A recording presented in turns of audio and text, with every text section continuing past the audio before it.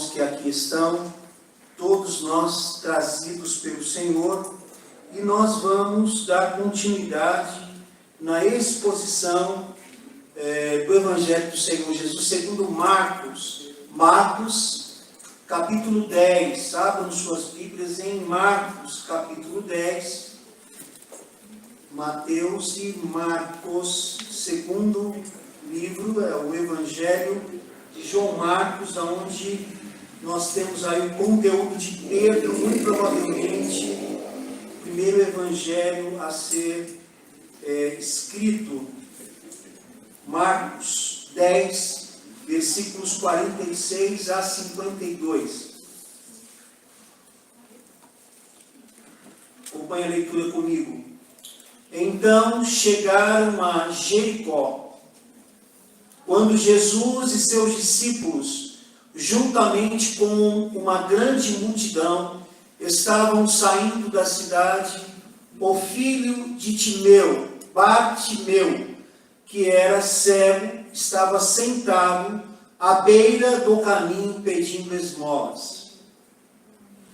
Quando ouviu que era Jesus de Nazaré, começou a gritar: Jesus, filho de Davi, tem misericórdia de mim. Muitos o repreendiam para que ficasse quieto, mas ele gritava ainda mais: Filho de Davi, tem misericórdia de mim. Jesus parou e disse: Chamem-no. E chamaram o cego: Ânimo, levante-se, ele o está chamando. Lançando sua capa para o lado, de um salto pôs-se de pé e dirigiu-se a Jesus. O que você quer que eu lhe faça? Perguntou-lhe Jesus. O cego respondeu: Mestre, eu quero ver. Vá, disse Jesus. A sua fé o curou. Imediatamente ele recuperou a visão e seguia Jesus pelo caminho. Aleluia! Que Deus nos abençoe com a sua palavra. Sabe, às vezes na hora do culto, nós estamos pregando e a gente é tentado a devagar-se, a pensar em outras coisas. Mas eu gostaria que você orasse humildemente ao Senhor, pedisse que Ele te desse toda a atenção, que Deus falasse ao seu coração. Vamos orar? Põe a sua fronte, fecha teus olhos, faça a sua oração. Peça para que Deus fale em você.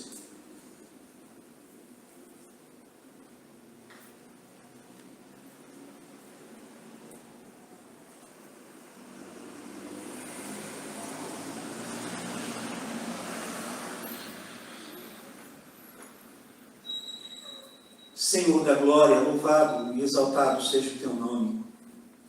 Graças nós te damos pela forma com que o Senhor nos tem conduzido neste culto. Louvado e exaltado seja o teu nome. Graças nós te damos, ó Deus, pela celebração da ceia, pelos louvores. Graças nós te damos pela leitura pública das Escrituras. E agora, neste momento que estamos diante da tua palavra, ó Deus, tenha misericórdia de nós, que o Senhor nos ilumine, a fim de que nós possamos entender a razão pela qual estamos juntos neste culto, seja em casa ou presencial. Que o Senhor fale de maneira extraordinária em nossa vida, ó Deus, e que nós saímos daqui realmente, ó Deus, alimentados e desejosos, ó Deus, de cumprir com os princípios, assim, desfrutarmos das promessas que o Senhor tem para nós. Nos colocamos em tuas mãos e oramos ainda para que o Senhor repreenda todo o mal, tudo que não venha de ti, e dá-nos a tua paz aqui, ó Deus, em nossos corações, dentro dos nossos muros. Oramos agradecidos em nome de Jesus. Amém. Amém.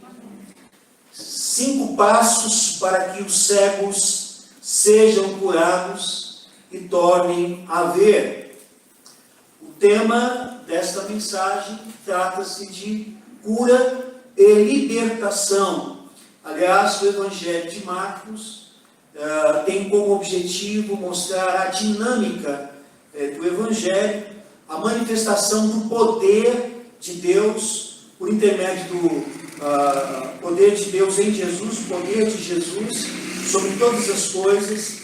E esse texto especialmente fala do problema da cegueira. Nós temos aqui uma cegueira física, mas nós podemos aplicar esse texto e faremos isso com relação à cegueira espiritual. Quem são cegos hoje na igreja contemporânea? Quem são cegos? Seria muita presunção nossa se nós achássemos que estamos enxergando muito. Eu penso que todos nós temos um teor de cegueira pela nossa natureza e inclinação pecaminosa. A cegueira espiritual. Por quê? Há cegueira espiritual no seio da igreja. Talvez imaturidade. Há muitos que não cresceram. Muitos cristãos carnais, que não se desenvolveram. É preciso dar leite ainda. Não suportam alimento forte. Às vezes pelo problema da soberba, do orgulho e excesso. Acham que sabem demais. Então, pensam que não tem mais o que aprender. E por isso se tornam cegos, deliberadamente. Cegos, por causa da soberba. Há muitos que são cegos porque são vítimas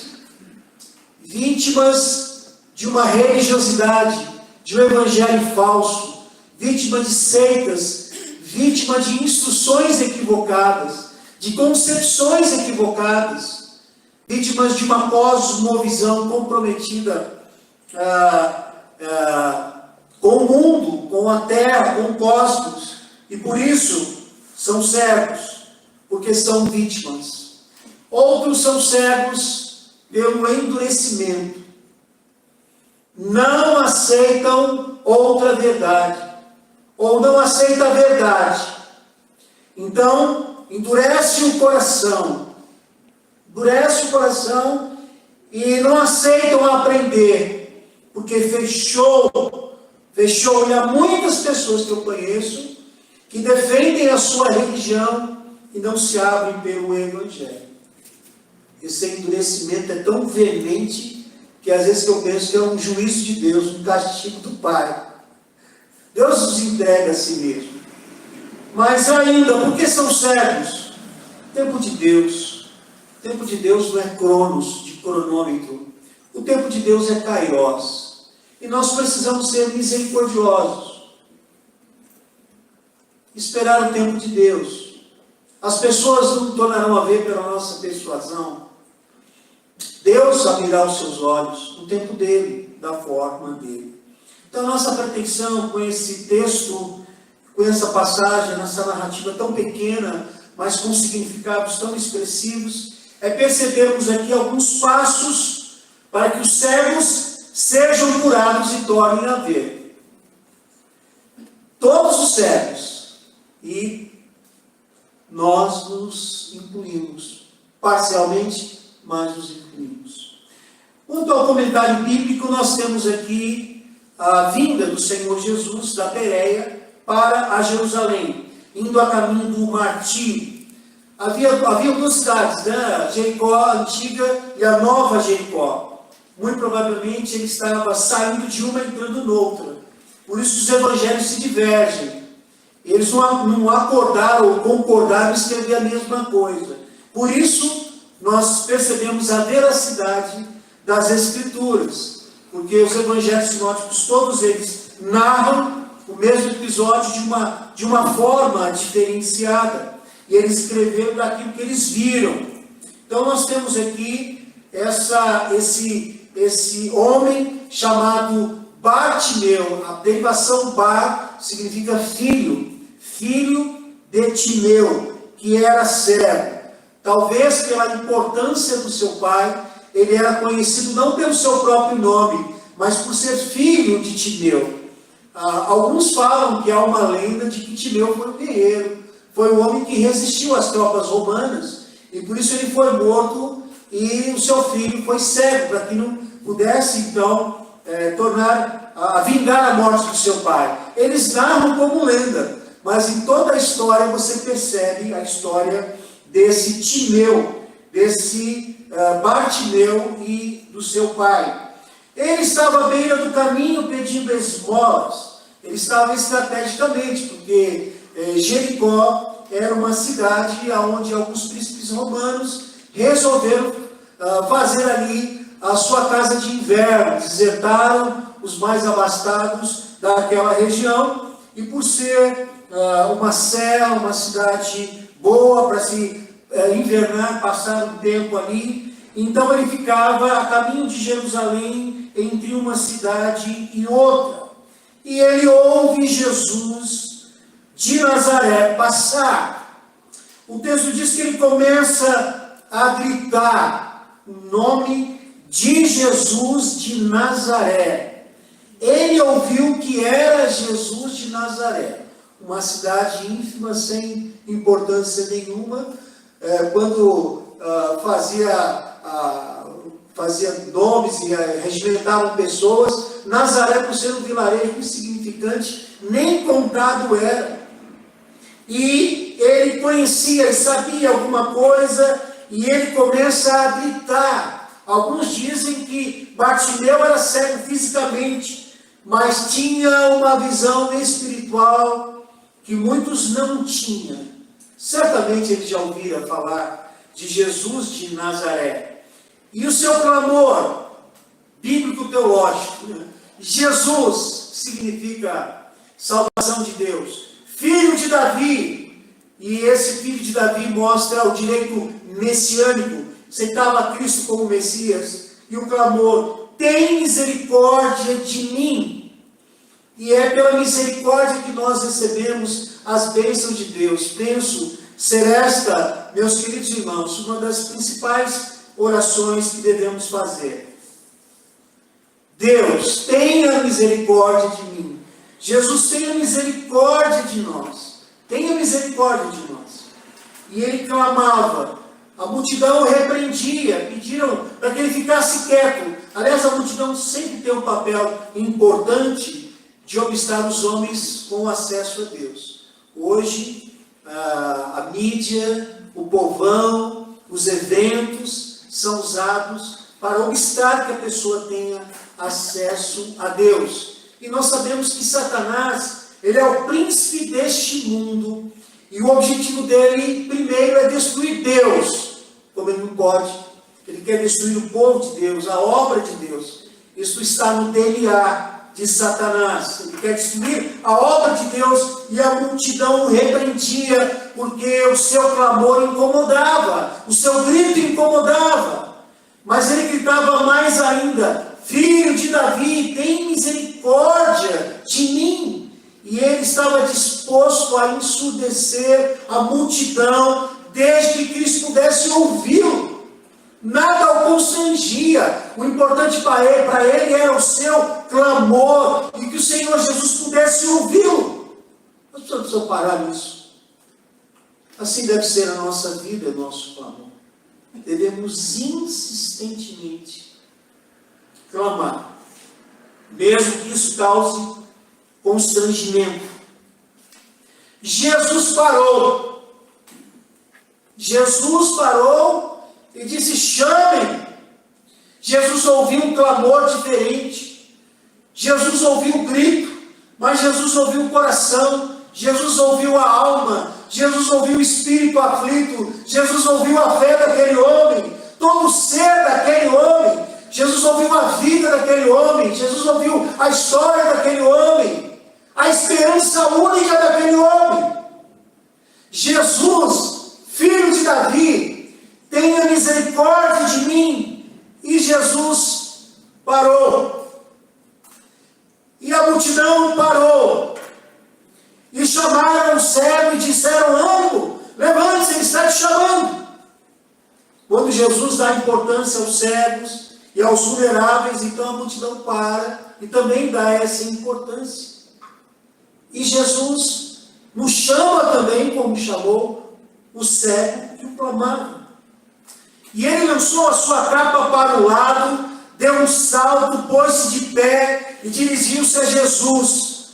Ora, Bartimeu lançou sua capa, não sabendo aonde, quem ia pegar, para onde ia, despreocupado com a sua capa, que o protegia do frio, que cobria talvez alguns bens, alguns recursos, alguma esmola. Ele deu um salto sem saber aonde ia cair, mas tudo isso ele fez por causa do chamado do Senhor Jesus. Jesus o chamou. E Jesus olha para ele e diz: o que você quer que eu lhe faça? Pergunta intrigante essa pergunta.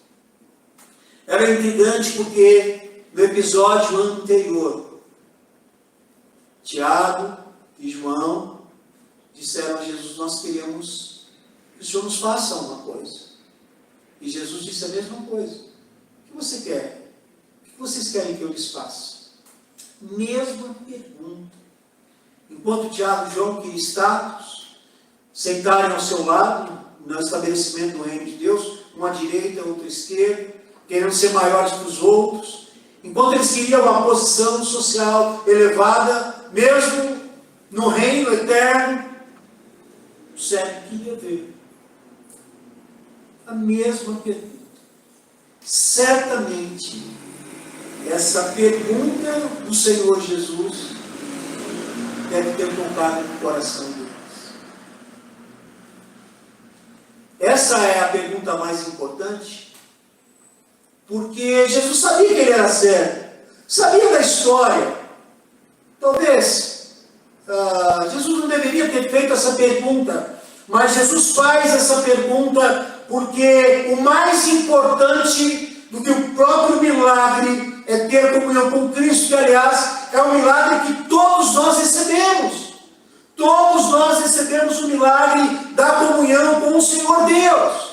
O milagre da salvação, o milagre do novo nascimento, o milagre da nova natureza. Esse é o maior milagre que nós podemos receber. E nós temos suficiência em Cristo. E já falamos e voltamos a dizer que nada mais precisa senão a presença de Deus na nossa vida. O perdão que recebemos e a comunhão é que importa mesmo com o Senhor Deus. O que você quer que eu lhe faça? Se Jesus perguntasse para você esta noite: o que você quer que eu lhe faça? O que vocês diriam? O que você diria? Cada um de nós diríamos ao nosso Deus. Ele não hesitou. Ele disse: espera, Jesus, espera, deixa eu pensar. Como eu estou fazendo agora. E são muitas coisas. Mas o cego Bartimeu não hesitou. Ele não hesitou em nenhum momento. Ele sabia o que queria. A coisa mais importante é que nós devemos ser muito objetivos para Deus e específicos. Certamente clamando a Deus, entendendo a vontade dEle, pedindo em nome de Jesus, como nós aprendemos aqui na aula, né? Para a glória de Jesus. Eu quero ver. E irmãos, eu entendo que esta frase é uma frase que todos nós precisamos pronunciar para Deus. Deus, eu quero ver.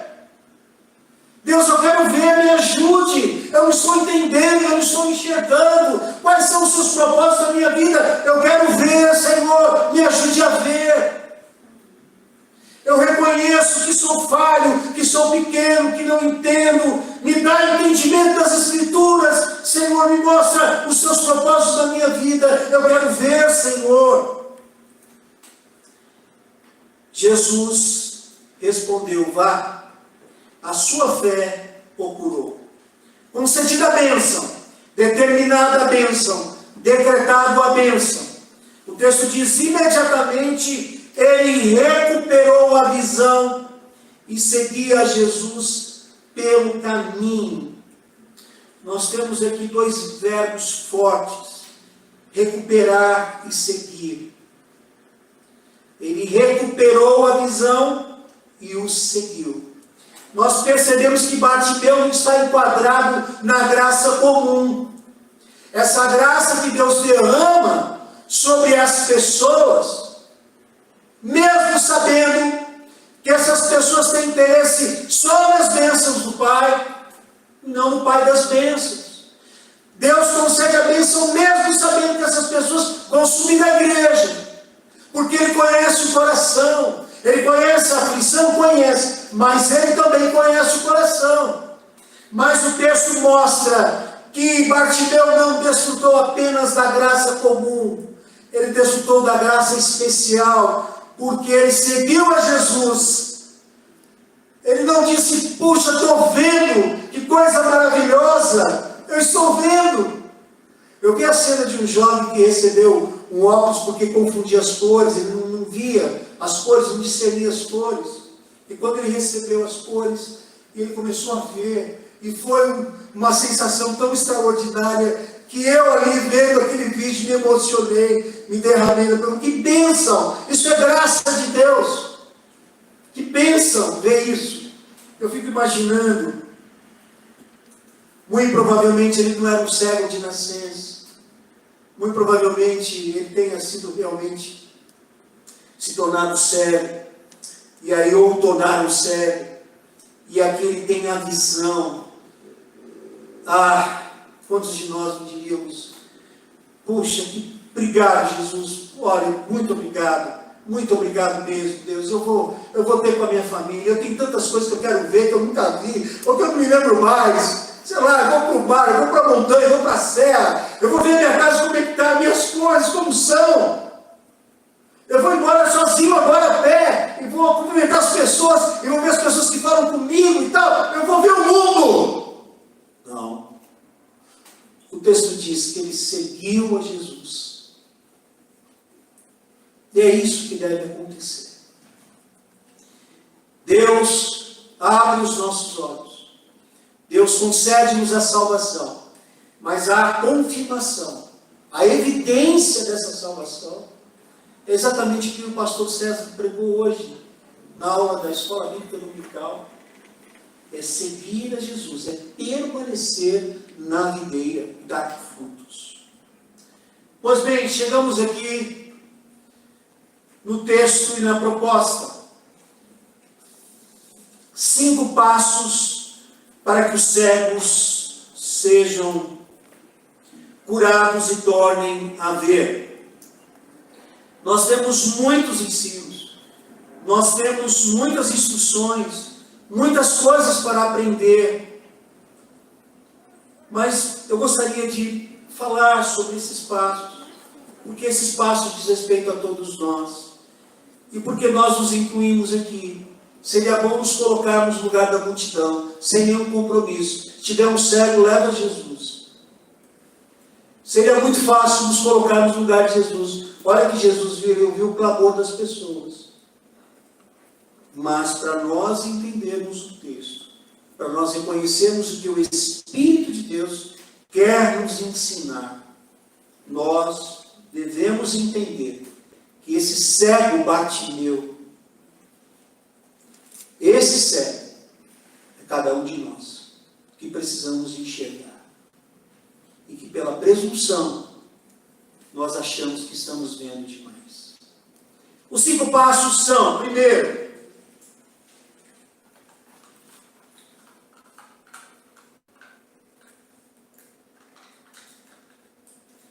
é necessário estar no caminho certo e esperar o tempo de Deus.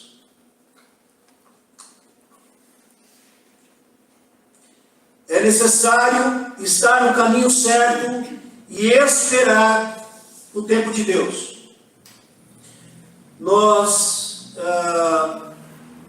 precisamos reconhecer que nós somos servos e Deus é Senhor. Não adianta você decretar, declarar, nada disso. Deus opera o milagre no tempo dele, da forma dele.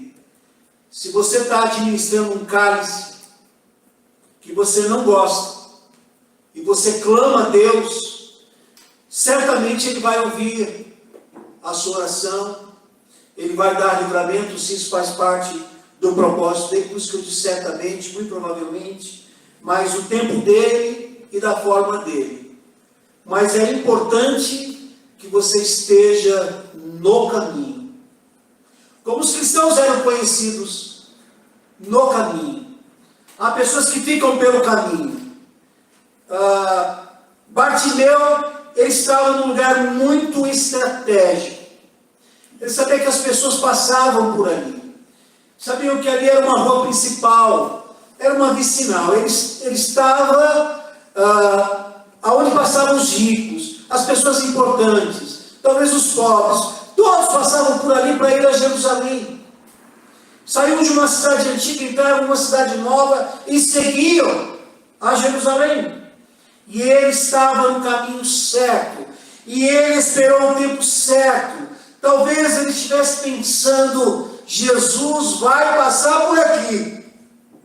Mais cedo ou mais tarde ele vai passar por aqui. E quando ele ouviu Jesus de Nazaré, ele começa a irromper aos gritos. A aplicação desta primeira lição é que você precisa permanecer no caminho de Deus. Não há nada mais importante na sua vida, nem a sua família, nem a sua própria vida, do que você estar no caminho certo. E o caminho certo é estar na presença de Deus, e você esperar o tempo de Deus para receber a sua bênção, para que Deus abra os seus olhos, para que você veja coisas que você não está enxergando, para que Deus torne a trazer revelações extraordinárias para a sua vida, e que você possa então desfrutar das bênçãos dele em paz. Permaneça no caminho. Isso é necessário. Necessário que você esteja no caminho. Esta é a primeira lição. Quantas pessoas desistem? Coisas fúteis. Desistem de permanecer no caminho.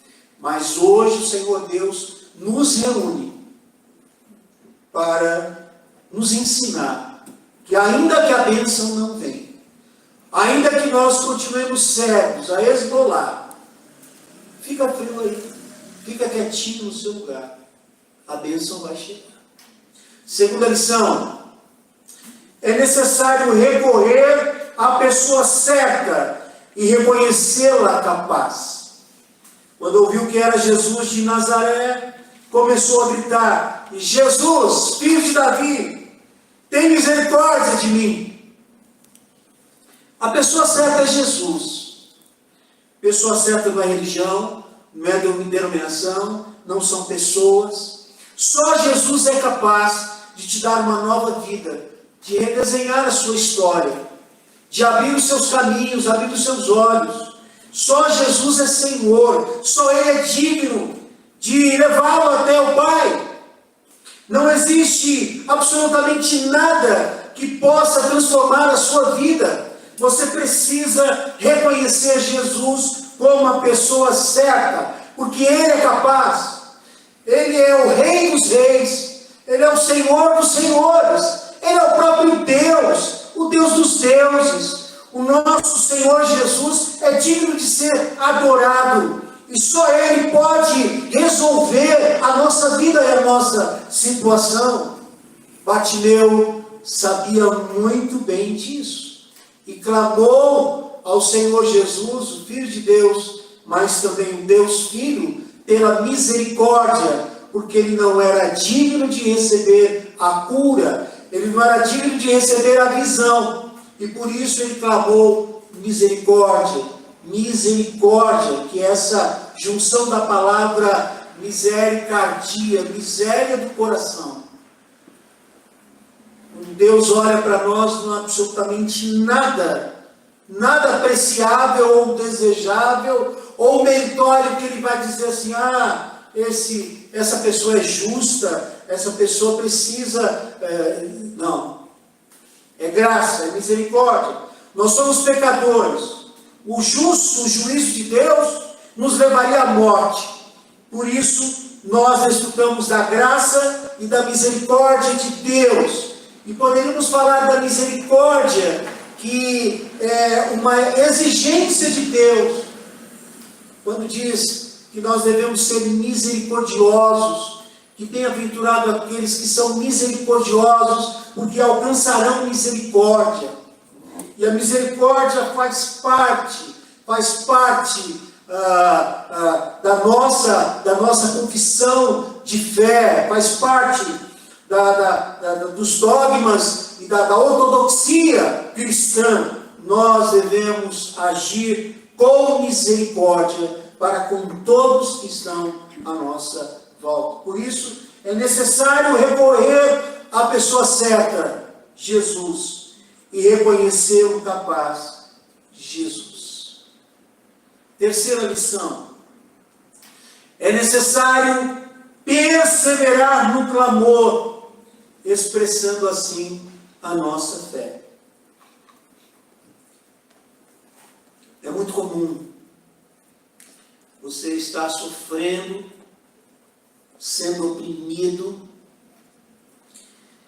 e muitas vezes, às vezes a opressão começa na própria família, no ambiente de trabalho, na igreja, e você está ali sofrendo, e você é tentado a assumir, a chutar o pau da barraca, chutar o balde, né, como o senhor diz, deixar tudo de lado.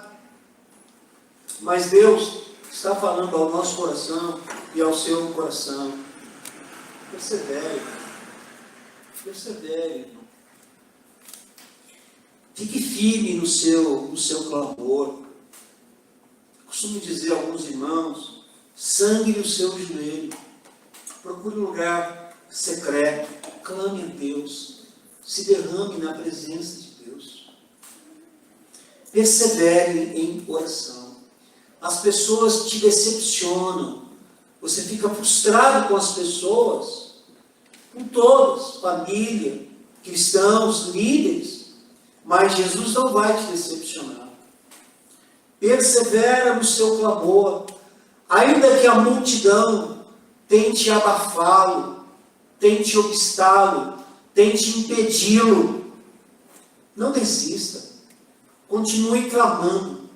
Meus irmãos, nós não temos ideia do poder da oração, do poder do clamor. Arrebenta qualquer coisa, destrói qualquer obstáculo, pessoa dura de coração, impedimentos diversos, coisas ruins podem estar acontecendo com você, portas que estão se fechando, enfim, você pode se sentir oprimido, mas em tantos momentos, em tantos lugares, em tantas situações.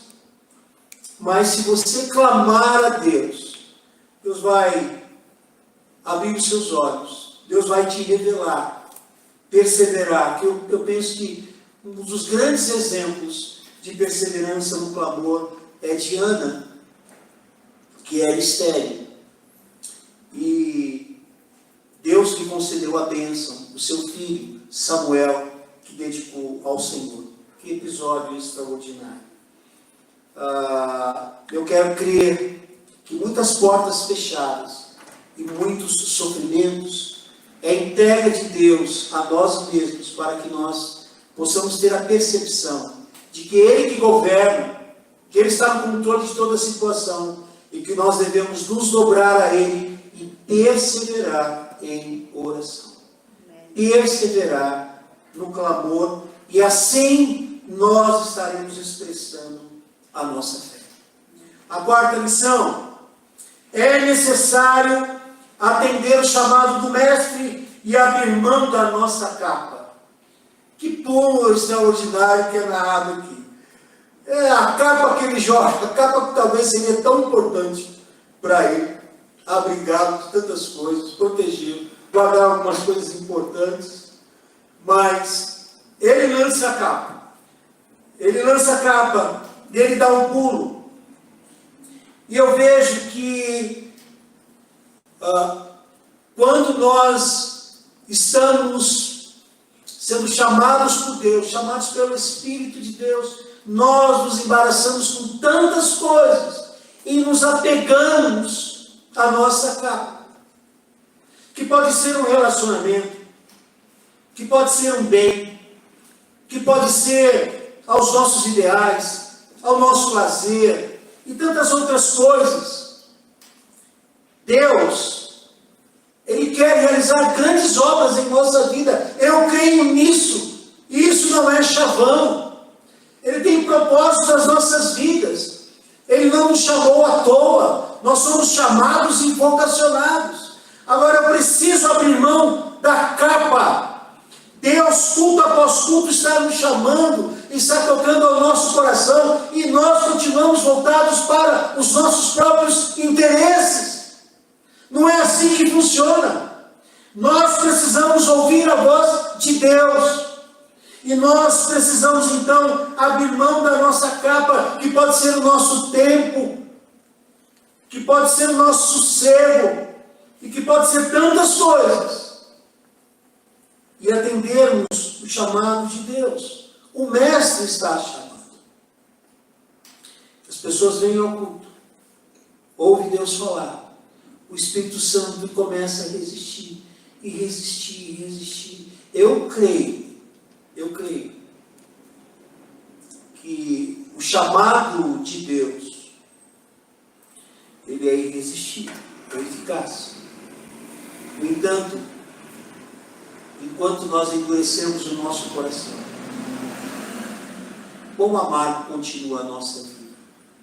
Nós precisamos nos render a Deus e fazer como Bartimeu fez. Jesus está chamando, glória, largar de mão tudo e segui-lo, e estar diante dele. É isso que nós precisamos fazer. O Mestre está nos chamando.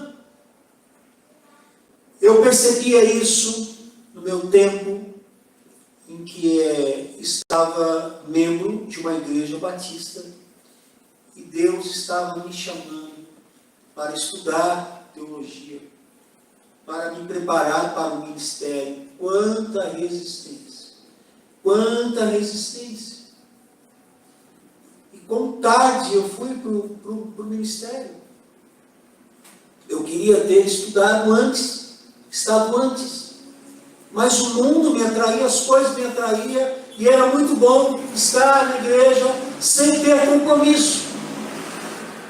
Mas um dia eu entendi que realmente o Mestre estava me chamando, e eu abri mão da minha capa e fui para o seminário, e fui pela graça e pela misericórdia de Deus, reconhecendo que eu não teria capacidade de fazer um curso tão difícil. Tão difícil. Eu fiz a prova ali do vestibular sabendo que eu ia reprovar. E reprovei. Reprovei inglês, em português. Fiz um ginásio muito ruim. E aí então eu disse, bom, então fiquei mais confortável. E aí o diretor falou, não, você vai entrar no seminário e você vai fazer inglês e português aqui dentro. Mas a sua matrícula está garantida. Passei em Bíblia e outras coisas.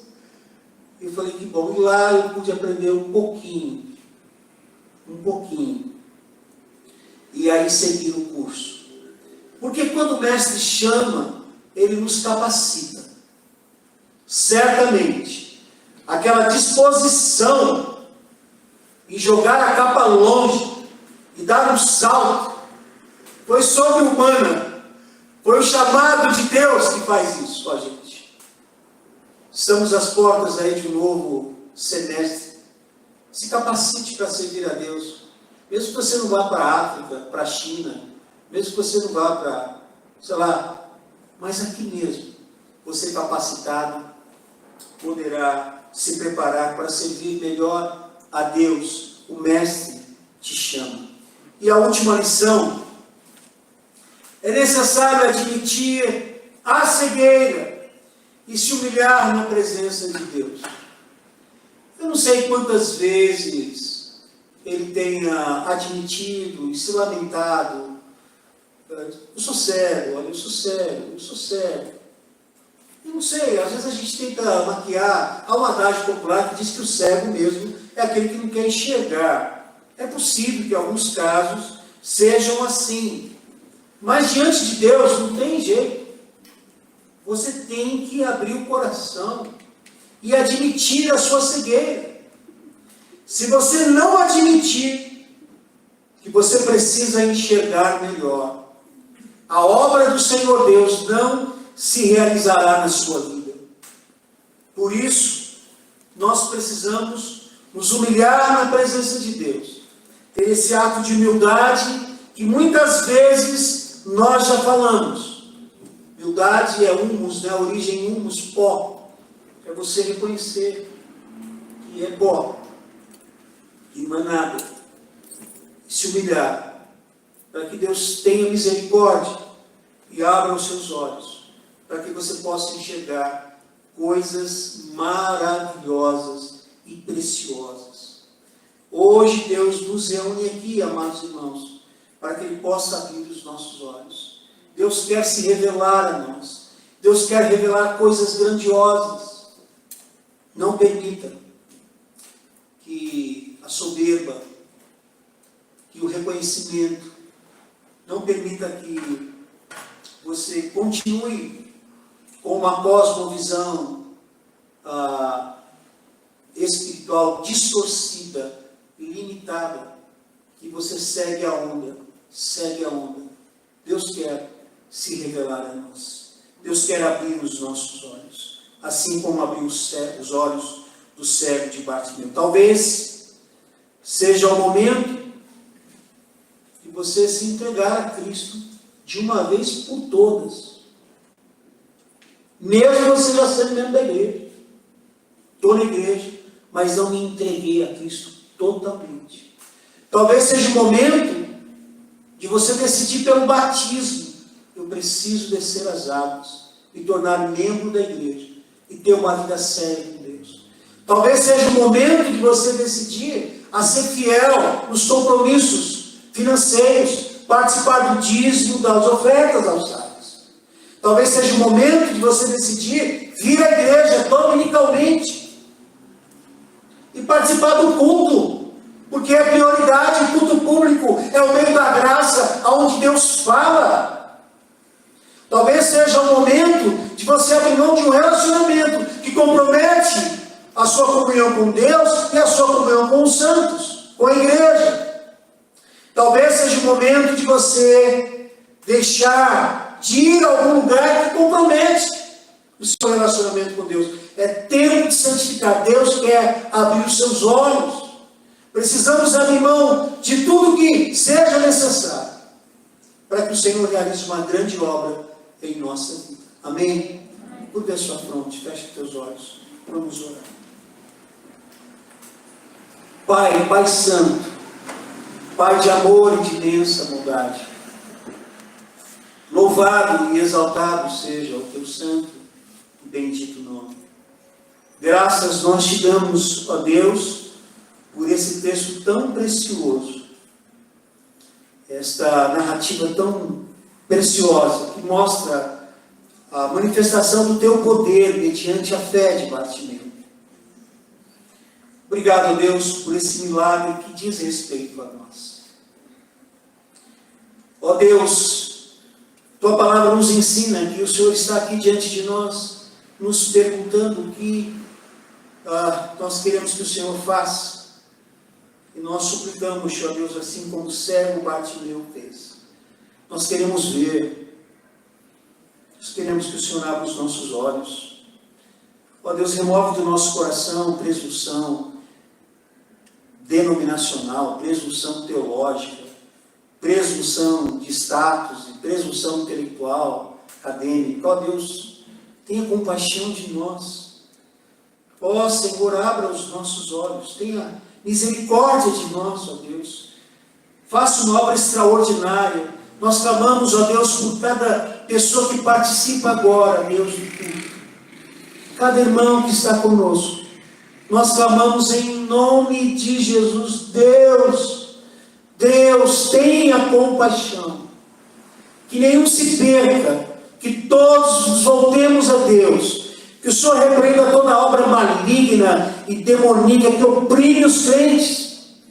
Ó Deus amado, que o Senhor quebra todas as correntes e laços lançados pela multidão, dominada pelo inimigo, ó Deus, para obstar o nosso relacionamento contigo. Ó Deus, nos liberte. Ó Deus, nos encha com o teu Espírito Santo. E ajuda-nos, ó Deus, a atender o seu chamado e nos capacitar, ó Deus, para fazermos a tua obra. Ó Deus, santifica a tua igreja, fortaleça a sua igreja. Nós queremos crescer na tua graça, no teu conhecimento. Ajuda-nos, ó Deus, num comprometimento mais efetivo contigo e com a tua obra. Ó Senhor da glória, tenha misericórdia de nós. Ó Deus, nós clamamos para que o Senhor conheça o coração de cada irmão, de cada irmã. Tu sabes as suas necessidades, as suas dificuldades. Que eles perseverem em oração, que eles permaneçam em sua presença. Ó Deus, santifica cada um, ó Deus, e que o Senhor conceda o teu favor, segundo a necessidade de cada um. Ó Deus, nós oramos agradecidos em nome de Jesus, e oramos ainda para que o teu grande amor, ó Pai, que a graça maravilhosa do Senhor Jesus, que a comunhão e as consolações do Espírito Santo de Deus sejam com a família central, seja com cada vida que participa deste culto, em qualquer tempo. Ó Deus, seja, ó Deus amado, com o povo de Deus espalhado na terra, hoje e eternamente. Amém. Amém. Aleluia, glória a Deus. Vamos oferecer.